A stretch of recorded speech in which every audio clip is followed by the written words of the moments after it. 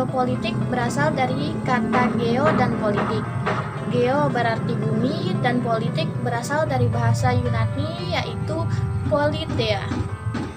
Poli artinya kesatuan masyarakat yang terdiri sendiri dan tela artinya urusan. Di Indonesia, geopolitik ini disebut juga dengan wawasan Nusantara. Latar belakang wawasan Nusantara yang pertama yaitu falsafah Pancasila. Nilai-nilai Pancasila mendasari pengembangan wawasan nasional. Nilai-nilai tersebut adalah yang pertama, penerapan hak asasi manusia, seperti memberi kesempatan menjalankan ibadah sesuai dengan agama masing-masing. Yang kedua, mengutamakan kepentingan masyarakat daripada individu dan golongan. Yang ketiga, pengambilan keputusan berdasarkan musyawarah untuk mufakat. Yang kedua yaitu aspek kewilayahan Nusantara. Pengaruh geografi merupakan suatu fenomena yang perlu diperhitungkan karena Indonesia kaya akan aneka sumber daya alam atau SDA dan suku bangsa. Yang ketiga yaitu aspek sosial budaya. Indonesia terdiri atas ratusan suku bangsa yang masing-masing memiliki adat istiadat, bahasa, agama, dan kepercayaan yang berbeda-beda, sehingga tata kehidupan nasional yang berhubungan dengan interaksi antar golongan mengandung potensi konflik yang besar. Dan yang terakhir yaitu aspek kesejarahan. Negara Kesatuan Republik Indonesia merupakan wawasan nasional Indonesia yang diwarnai oleh pengalaman sejarah yang tidak menghendaki terulangnya perpecahan dalam lingkungan bangsa dan negara Indonesia. Hal ini dikarenakan kemerdekaan yang telah diraih oleh bangsa Indonesia merupakan hasil dari semangat persatuan dan kesatuan yang sangat tinggi bangsa Indonesia sendiri. Jadi, semangat ini harus tetap dipertahankan untuk persatuan bangsa dan menjaga wilayah kesatuan Indonesia. Kedudukan wawasan Nusantara. Yang pertama, wawasan Nusantara sebagai ajaran yang diyakini kebenarannya oleh masyarakat dalam mencapai dan mewujudkan tujuan nasional. Yang kedua, wawasan Nusantara dalam paradigma nasional memiliki beberapa spesifikasi seperti Pancasila sebagai falsafah, ideologi bangsa, dan dasar negara berkedudukan sebagai landasan ideal. Yang kedua, Undang-Undang Dasar 1945 sebagai landasan konstitusi negara, berkedudukan sebagai landasan konstitusional. Yang ketiga, wawasan nasional sebagai visi nasional, berkedudukan sebagai landasan konsepsional. Yang keempat, ketahanan nasional sebagai konsepsi nasional, berkedudukan sebagai landasan konsepsional. Yang kelima, GBHN sebagai politik dan strategi nasional, berkedudukan sebagai landasan operasional. Fungsi wawasan Nusantara.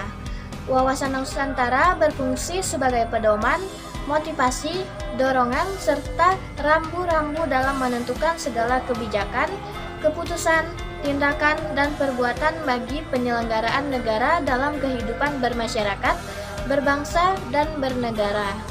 Tujuan wawasan Nusantara ada dua. Yang pertama, tujuan nasional. Dapat dilihat dalam pembukaan Undang-Undang Dasar 1945 dijelaskan bahwa tujuan kemerdekaan Indonesia adalah untuk melindungi segenap bangsa Indonesia dan seluruh tumpah darah Indonesia dan untuk mewujudkan kesejahteraan umum, mencerdaskan kehidupan bangsa dan ikut melaksanakan ketertiban dunia yang berdasarkan kemerdekaan, perdamaian abadi, dan keadilan sosial. Yang kedua yaitu tujuan ke dalam, adalah mewujudkan kesatuan segenap aspek kehidupan baik alamiah maupun sosial. Maka dapat disimpulkan bahwa tujuan bangsa Indonesia adalah menjunjung tinggi kepentingan nasional serta kepentingan kawasan untuk menyelenggarakan dan membina kesejahteraan, kedamaian, dan budi luhur serta martabat manusia di seluruh dunia. Kedudukan atau status wawasan Nusantara adalah posisi, cara pandang, dan perilaku bangsa Indonesia mengenai dirinya yang kaya akan berbagai suku bangsa, agama, bahasa, dan kondisi lingkungan geografis yang berwujud negara kepulauan. berdasarkan Pancasila dan Undang-Undang Dasar 1945. Secara hierarki, posisi atau status wawasan Nusantara menempati urutan ketiga setelah Undang-Undang Dasar. Urutan sistem kehidupan nasional Indonesia adalah yang pertama yaitu Pancasila sebagai filsafat, ideologi bangsa dan dasar negara. Yang kedua, Undang-Undang Dasar sebagai konstitusi negara. Yang ketiga, wawasan Nusantara sebagai geopolitik Indonesia. Yang keempat, ketahanan nasional sebagai geostrategi bangsa dan negara Indonesia. Dan yang kelima yaitu politik dan strategi nasional sebagai kebijakan dasar nasional dalam pembangunan nasional. Bentuk wawasan Nusantara yang pertama yaitu wawasan Nusantara sebagai landasan konsepsi ketahanan nasional. Wawasan Nusantara sebagai konsepsi ketahanan nasional berarti bahwa wawasan Nusantara dijadikan konsep dalam pembangunan nasional, pertahanan keamanan, dan kewilayahan. Yang kedua, wawasan Nusantara sebagai wawasan pembangunan. Wawasan Nusantara sebagai wawasan pembangunan mempunyai arti, cara pandang, dan sikap bangsa Indonesia mengenai dirinya serta lingkungannya, selalu mengutamakan persatuan dan kesatuan bangsa dalam kehidupan bermasyarakat, berbangsa, dan bernegara, yang mencakup yaitu yang pertama, perwujudan Kepulauan Nusantara sebagai satu kesatuan politik. Yang kedua, perwujudan Kepulauan Nusantara sebagai satu kesatuan ekonomi. Yang ketiga, perwujudan Kepulauan Nusantara sebagai satu kesatuan sosial dan ekonomi. Yang keempat, perwujudan Kepulauan Nusantara sebagai satu kesatuan sosial dan politik. Dan yang kelima yaitu perwujudan Kepulauan Nusantara sebagai satu kesatuan pertahanan dan keamanan. Yang ketiga, wawasan Nusantara sebagai wawasan pertahanan dan keamanan negara.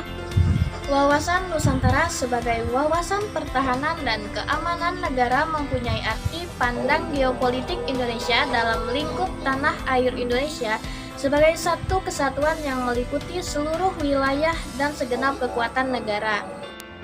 Dan yang terakhir yaitu wawasan Nusantara sebagai wawasan kewilayahan. Wilayah nasional perlu ditentukan batasnya agar tidak terjadi sengketa dengan negara tetangga. Pemikir geopolitik yang pertama yaitu Friedrich Hegel.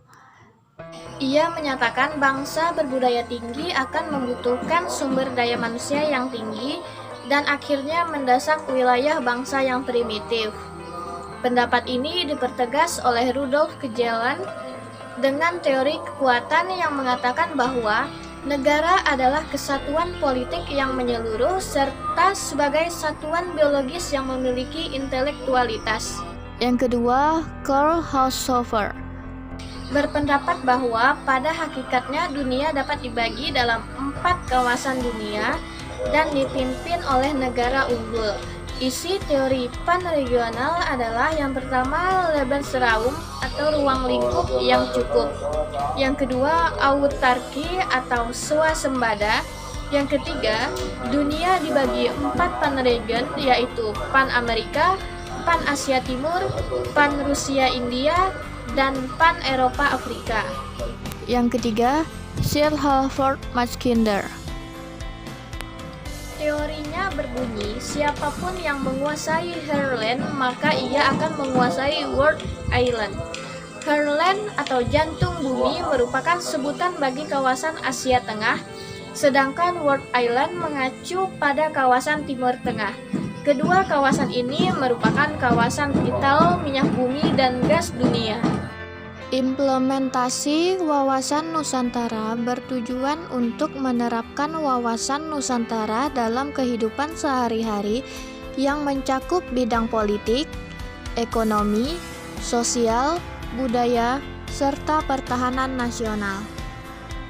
Implementasi wawasan Nusantara dalam kehidupan politik bisa seperti pelaksanaan kehidupan politik yang diatur dalam undang-undang seperti UU Partai Politik, UU Pemilihan Umum, dan UU Pemilihan Presiden.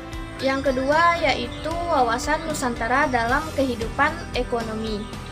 wilayah Nusantara mempunyai potensi ekonomi yang tinggi, seperti posisi khatulistiwa, wilayah laut yang luas, hutan tropis yang besar, hasil tambang dan minyak yang besar, serta memiliki penduduk dengan jumlah yang cukup besar. Oleh karena itu, implementasi dalam kehidupan ekonomi harus berorientasi pada sektor pemerintahan, pertanian, dan perindustrian. Implementasi wawasan Nusantara dalam kehidupan sosial, seperti mengembangkan kehidupan bangsa yang serasi antara masyarakat yang berbeda dari segi budaya, status sosial, maupun daerah. Contohnya dengan pemerataan pendidikan di semua daerah dan program wajib belajar harus diprioritaskan bagi daerah tertinggal.